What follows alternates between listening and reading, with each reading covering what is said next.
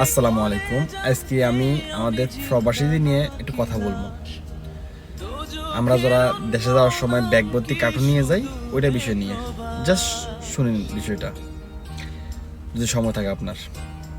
আমরা যারা বিদেশে গাদার খাটুনি খাটি ব্যাগ ভর্তি সামান নিয়ে যাই, কিন্তু ওই সামান নিয়ে যাই আমরা আমাদের ফ্যামিলি দিকে খুশি করতে পারি না, ফ্যামিলির লোকেরা খুশি হয় না।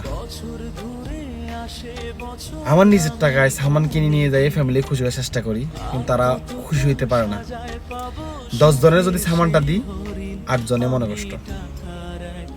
আরে ভাই, নিজের টাকা সামান কিনছি, তোদের গিফট করছি, খুশি থাকবি, যা দিছি তা।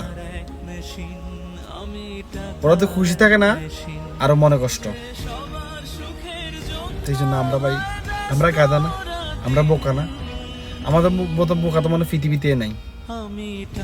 নিজের টাকা সামান কিনে একজনে খুশি করার চেষ্টা করি। এখন অনেকজনে আমার এখানে কমেন্ট বক্সে বিভিন্ন কমেন্ট করবেন, কেউ ভালো করবেন, কেউ বাজে মন্তব্য করবেন, করেন।